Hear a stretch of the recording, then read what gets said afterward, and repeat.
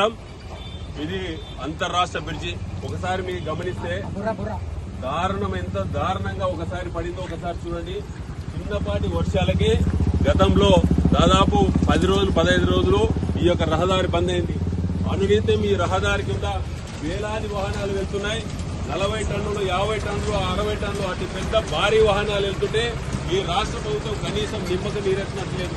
ఎందుకంటే గతంలో పలుమార్లు ఈ యొక్క బ్రిడ్జి మీద ఎన్నో యాక్సిడెంట్లు జరిగినాయి. బ్రిడ్జి కుంగిపోయింది. చిన్న చిన్న రిపేర్లు చేసి బంద్ చేస్తున్నారు. ఈ బ్రిడ్జిని శాస్త్రంగా రిపేర్ చేయాలని భారతీయ జనతా పార్టీ తరఫు డిమాండ్ చేస్తున్నాం. ఎందుకంటే దాదాపు ఆంధ్రప్రదేశ్, అదేవిధంగా తెలంగాణ, కర్ణాటక 3 రాష్ట్రాల మీదుగా ఈ యొక్క బ్రిడ్జి పోతుంది. ఒకసారి మీరు గమనించినట్లయితే దాదాపు అనునిత్యం వేలాది వాహనాలు వెళ్తున్నాయి. వెంటనే ఈ యొక్క బ్రిడ్జిని డిమాండ్ చేయాలని, అదేవిధంగా గతంలో భారతీయ జనతా పార్టీ ఆధ్వర్యంలో ఇక్కడ ఒక రాస్తారోకో చేస్తే మా కార్యకర్తలపై 18 మీద కేసు అయింది.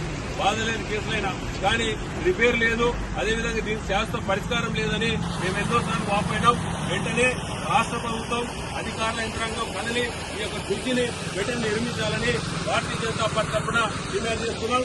భారత్ మాతాకి, భారత్ మాతాకి, భారత్ మాతాకి.